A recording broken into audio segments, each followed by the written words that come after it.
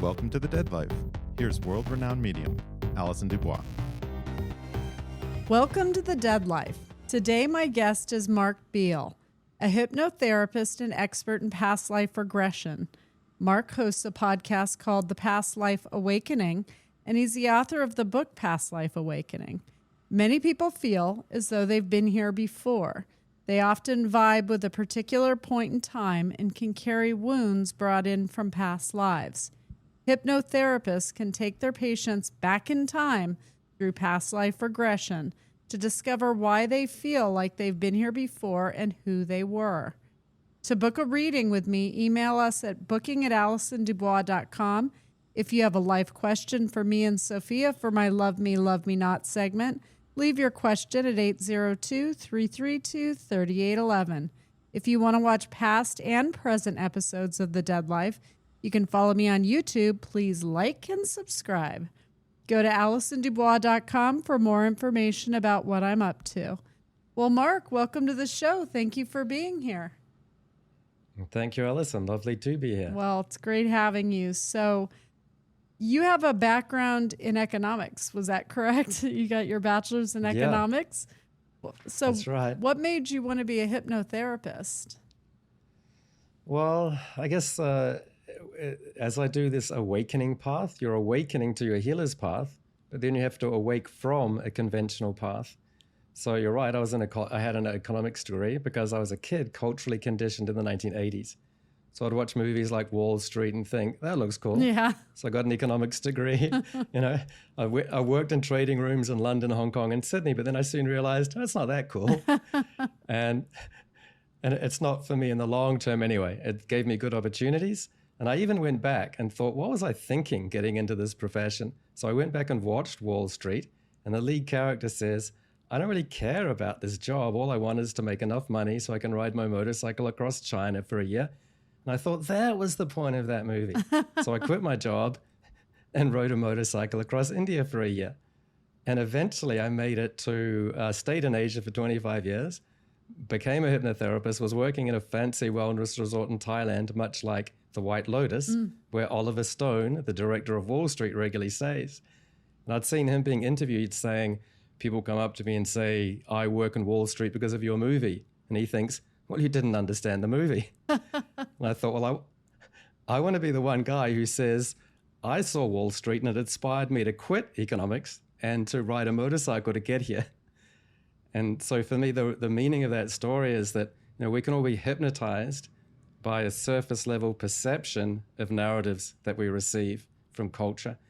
And when we want to understand our past lives, the first thing to do is to understand this life.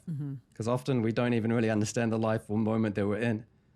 And so for me, past life regression is something I found, and it's really about looking at narratives and not just saying like, who was I or what did I do? It's what were the deep, real spiritual themes in that work of art or the lessons that we're wanting to learn from it.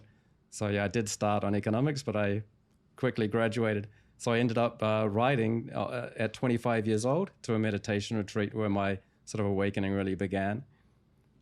I've noticed that in astrology, I have a friend, Tom McMullen, that comes on, and in charts, he can see sort of some of the past life wounds that we bring into this lifetime. I would imagine that some of the work that you do has to do with some of those wounds, why some people can't walk into a church and then find out it's because they were persecuted in a past life and it was connected to the church, or that you have a fear of being killed because you've been killed before, or you want to have children and you have a need, like a great need to have children because maybe in a past life they were taken from you. So you're always worried about the ones you have more so than even other parents.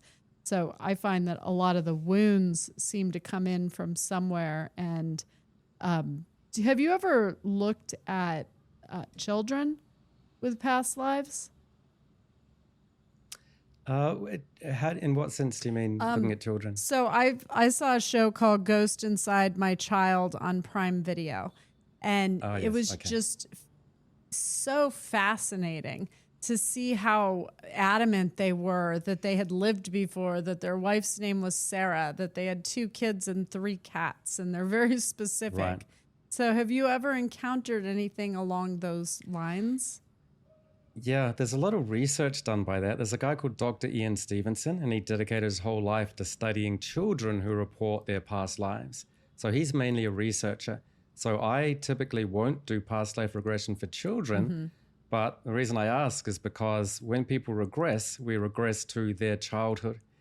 And so I only work with children in the fact that they're feeling vividly themselves. And when you're talking about wounds, I'd like to come back to that because that's true. And I've got some case studies that really illustrate that. So yes, that's a huge part of what we do. But part of the way that I do it is before I get to the wounds, I regress people to the abilities that they have and the healing ability they have. And so what that often means is that you find their inner child's wounds, but you find their inner child's strengths. And so that's something that I find where you take people back and you can see, for example, with me, I thought I was some economics guy, but when I did a regression, I found out that I was 10 years old doing hypnosis. And I had that as a memory, and I thought, that can't be right. Maybe I'm making it up. So I rang my mother and said, did I hypnotize you when I was 10? And she said, yes, I remember it. And I thought, really? I thought I was making it up. So so that's my child part where there was an inner part of me that did have that ability. And so then we have this attraction to healing modalities. But then, of course, as children, we may have these abilities and they come up in this life, but then we get punished for them. We forget them, we repress them, we suppress them, and then that child grows into an adult and thinks they should work on Wall Street, which is ridiculous, and they should do something else. And so is that something I was going to ask? Well, you found your abilities early, but did you had to battle the system, going to universities and being tested, but how was it for you as a child afterwards? Were you able to speak openly about it, or was that suppressed in some way? For me in childhood? Yeah. It was suppressed. Well, I spoke about it openly, but I was quickly deflected. The time in which I was a child was late 70s, early 80s, and they didn't really know what to do with kids who talked about things like ghosts and the other side.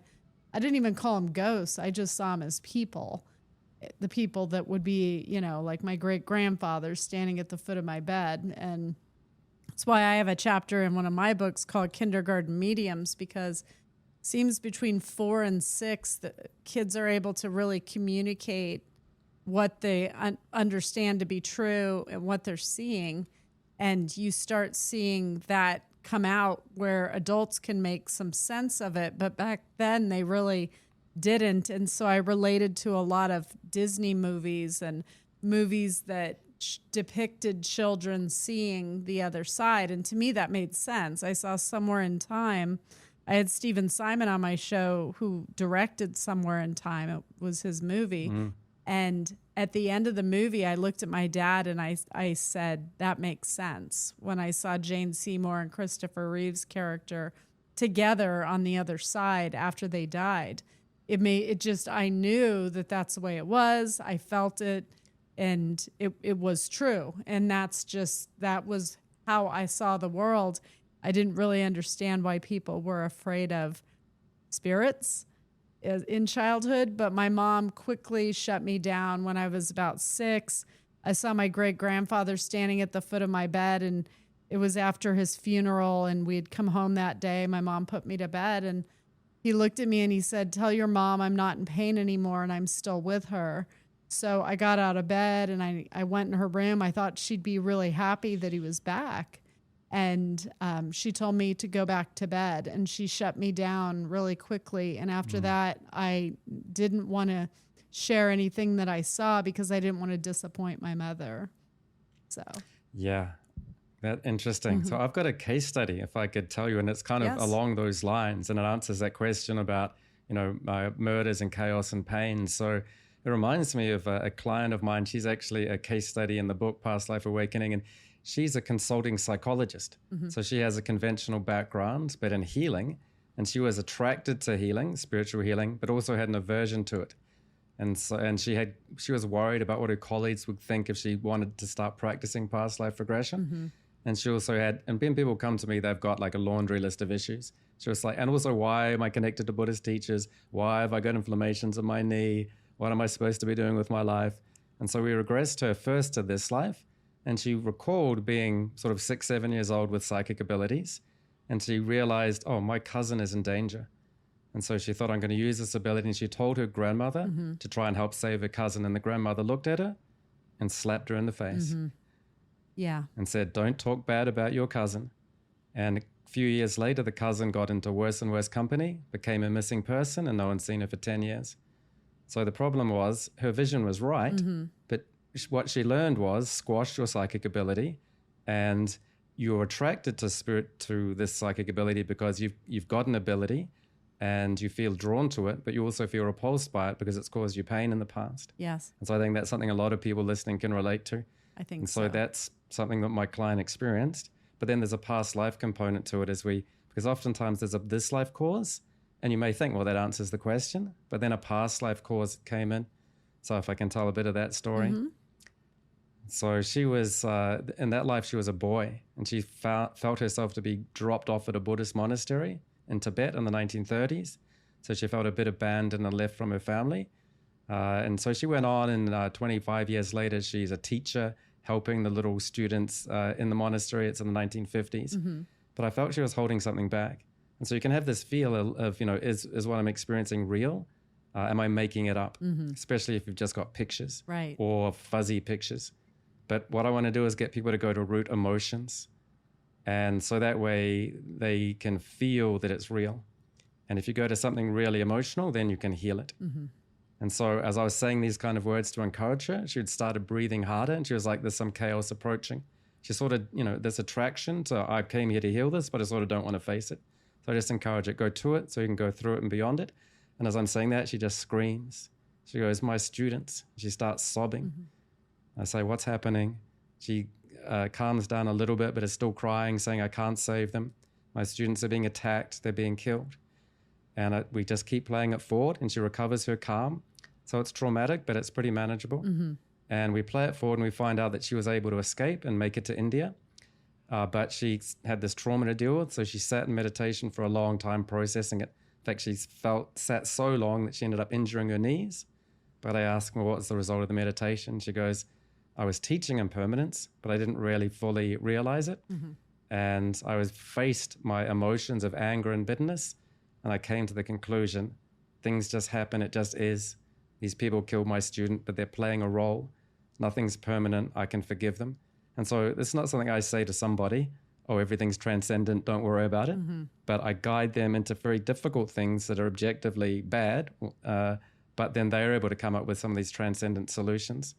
And then the next thing that I do is I don't just stop there, I say, well, can we go to the end of a lifetime? Take me to the day you died, and take me to the process of leaving your body, and what do you see?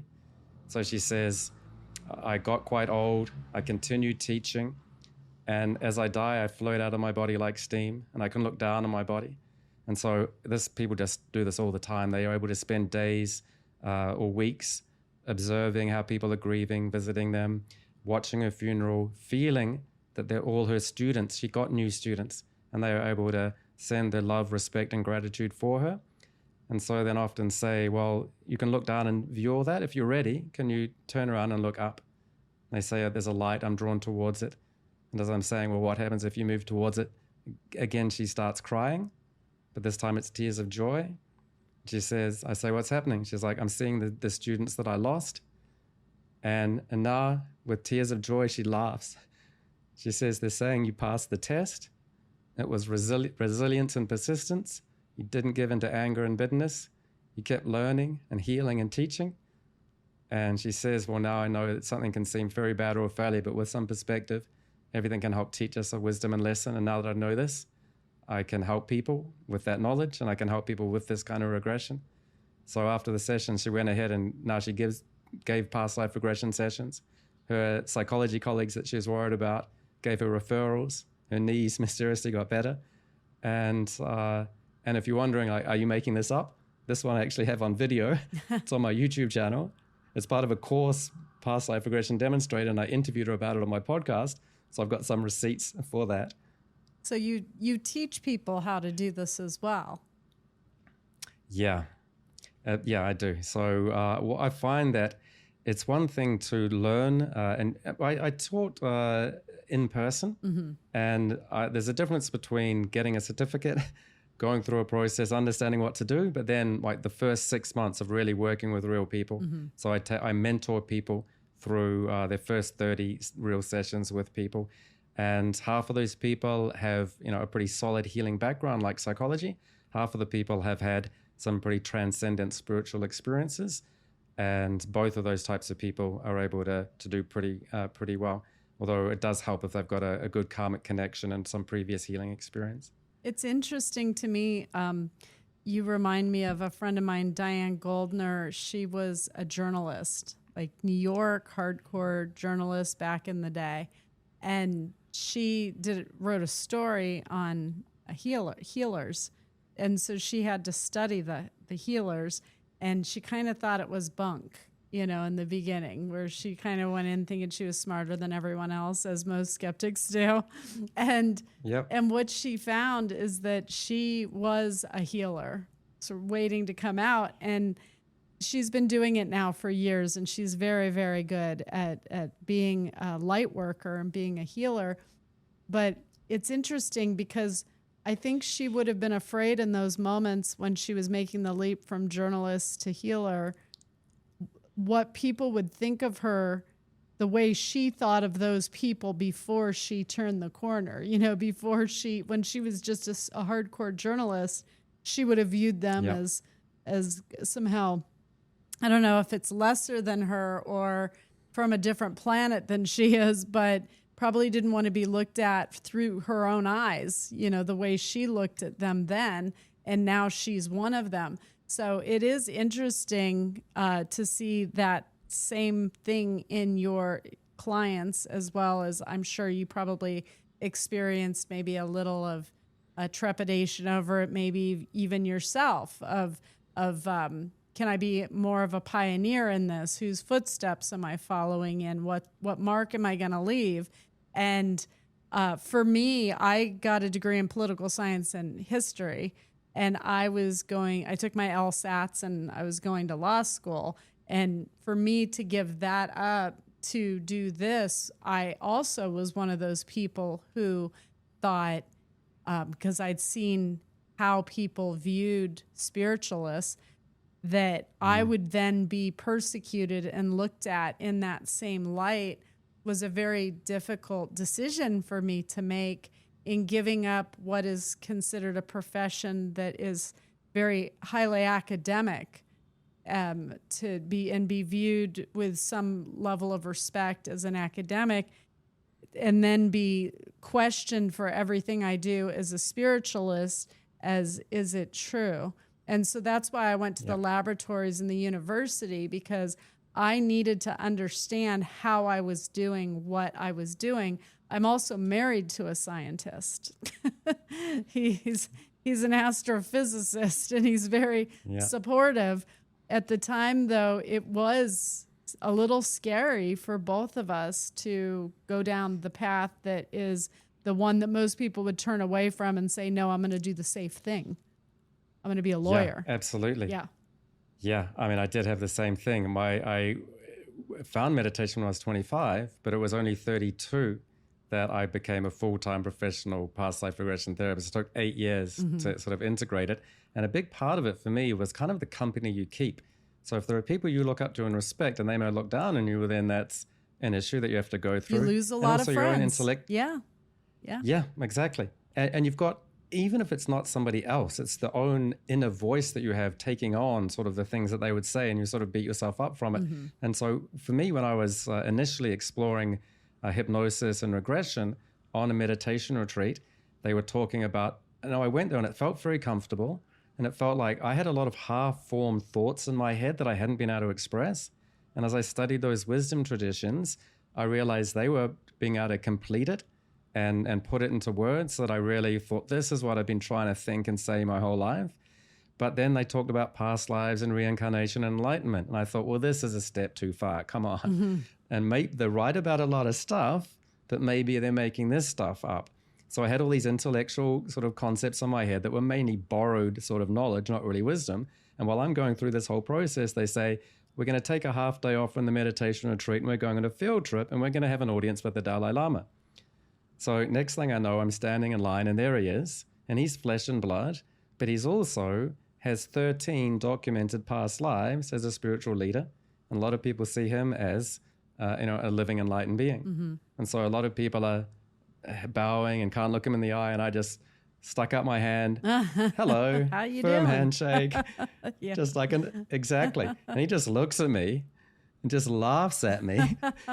So I smile, and then it's over. They kick me out. It's somebody else's turn. And I'm walking away just like laughing at myself, like, what a goose. And I'm smiling. Then I can't stop smiling. And so I'm like, I was trying to intellectually figure out, are past lives real? Could this be possible? But I felt his spiritual energy and emotion, and it transcended my analytical mind, and that just sort of stopped thinking a bit. And I still don't know the answer, but I feel that an embodied spiritual transcendent presence is possible, and it's worthwhile continuing to explore this and keep the company of these kind of wise people who think it's okay. And I don't necessarily have to get drawn back to that society where they say it's not. And so that's partly how, now that if I live in Asia for 25 years as I have, you can be working with like CEOs of software companies, and you mentioned past lives, and they'll talk all day about code, but then they can also launch into a very detailed spiritual philosophy conversation with you. So it is sort of part of that cultural conditioning, and being here, I've sort of got used to it sort of being more acceptable. It is interesting when you travel. I've been to Japan 3 times to film documentaries because I wanted to see if I could read people without understanding the language. And it's one of those places that when you come back from Japan, you realize how uptight we are in the U.S. and how scattered the energy is here because people are pulling at different belief systems constantly. It's much more stressful here than being in Japan, which everything was very organized and polite in culture. Yeah. And spiritual. Yeah. They have the altars for their ancestors that have passed that they put food out for and flowers for, and they honor them. And I think that should be normalized in Western culture. It's very healthy to retain and maintain that connection with our loved ones because they do stay in our lives and guide us. And to me, it almost seems absurd for people to think that doesn't happen, because I have seen it so many times manifest in readings and in testing. But I don't judge those people, for not believing. So it's sort of, it's interesting how one culture can really have a very even flowing energy, and other cultures can feel highly stressful. So people should be aware of that. And I think people should travel for that reason, just so they could sense the difference in environment. Yeah. Yeah, and it's interesting in past life regression, of course, you often find yourself being incarnated in different countries. So even if you do travel, there are so many countries you could go to, but why go to that country? And so even for me, I went to India. I went to a lot of countries actually, but I ended up keeping on going back to India. And you would think, well, why? The West that we live in is pretty great, and India is pretty chaotic. Yeah. It doesn't make a lot of sense. Right. But the fact is, I sort of consider it to be kind of the worst country in the world, but also the best, because it's got such those dualities are so challenging that it forces you to transcend them. But it's also, out of all those countries, why choose that one? And so what I often find is that people feel, for some reason, connected to a certain country, and they don't know why. And you go back to a past life, and there they were. And so for me, I had that experience. I remembered being in a past life in India as a British person, as a doctor, but feeling conflicted about my practice there, not wanting to do that kind of healing, and wanting to sort of go a little bit native. I could see you being a little Panama Jack looking. I could see that. Okay. And so I also remembered being an Indian, And so I feel that I've had a number of past lives in India. And I also remembered, I said I was 10 years old and I was being a hypnotist, but I had another past life that was influential because I was thinking, well, if I'm connected to India, does that mean I should, get a job as a Tibetan Buddhist? But I'm not really born as a Tibetan. So, what am I really? And I had a past life regression where I saw myself in Egypt, and I felt this is 3,500 years ago or more. I felt it's dark, but I'm in a temple, and I'm kind of a priestly kind of energy, and I'm whispering to someone who's laying out on a marble slab, but it looks like they're kind of in hypnosis. And I sense I'm guiding them through a guided journey to a spirit realm and past lives, and I'm thinking, am I in a past life regression, remembering being a past life regression therapist in a past life? And when you think about it, it sounds kind of ridiculous. And I thought, I must be making this up. But this time I couldn't call my mother to check out if it was real or not. Right. But it was the same kind of feeling. But again, in past life regression, you can't really prove it.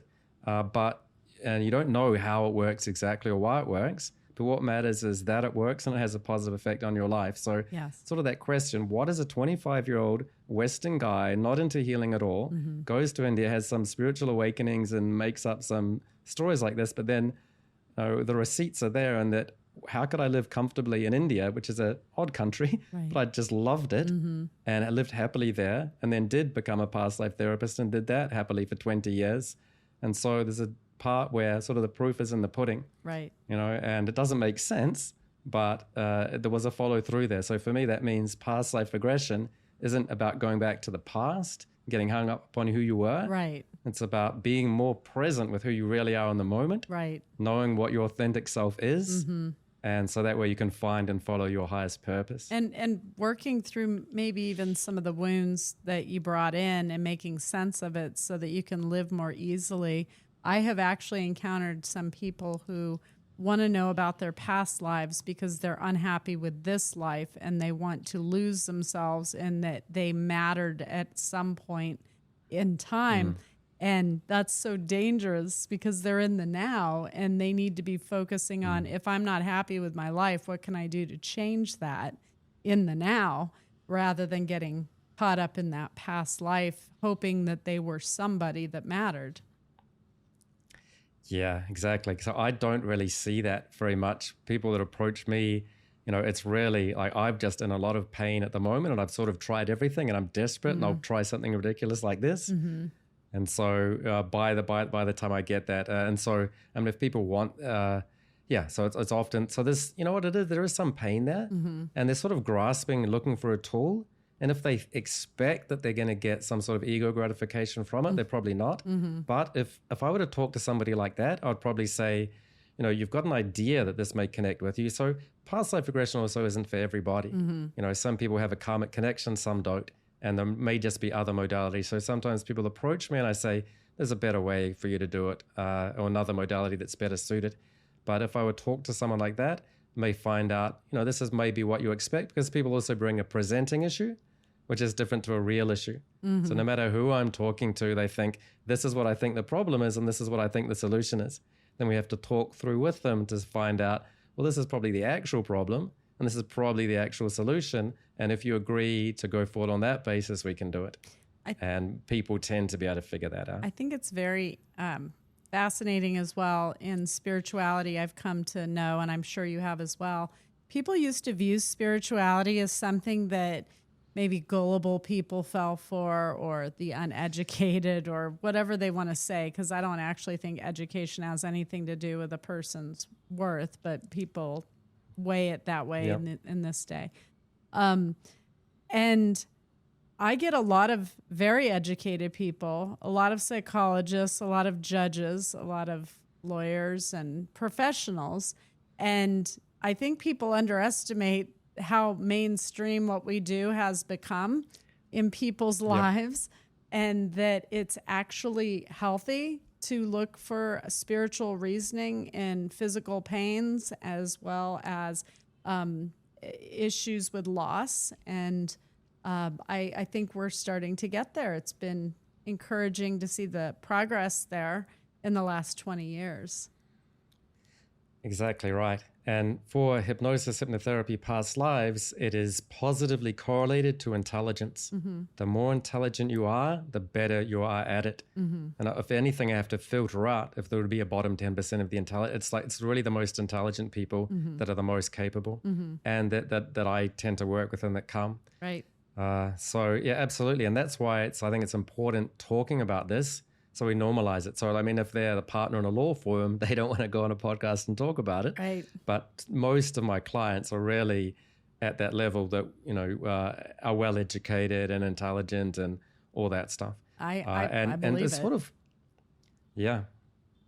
And I think it's useful to tell these stories so it does sort of normalize it. Yeah. Where, I think we've made a lot of progress in the last 20 years that I've been doing it in particular. So people would think hypnotherapy is, fears and phobias, maybe habits. But even in the early days, people would come and say, oh, I thought this was just pretty basic, but I'm going to book for a whole different issue because I realize it's much more sophisticated. And these days, people don't even start off with that. They come in and it's looking for, complex emotional, spiritual issues rather than, basic breaking a habit kind of a thing that people used to think hypnotherapy was about. Right. So this awakening that's happening, I'm seeing it, daily in my practice. So where can people find you if they want to study with you or book a session with you? Yeah. Website is Past Life Awakening Institute. YouTube is Past Life Awakening. Instagram, Past Life Awakening.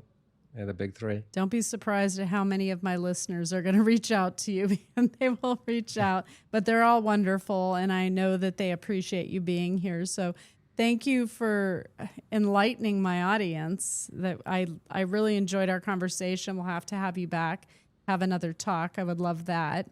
And thank you to my listeners. Tune in next week for a fresh episode of The Dead Life. I'm Allison Dubois. This is The Dead Life. And to all of my believers out there, don't stop believing. Join us next week on The Dead Life. And don't forget to subscribe now to get notified of every new episode.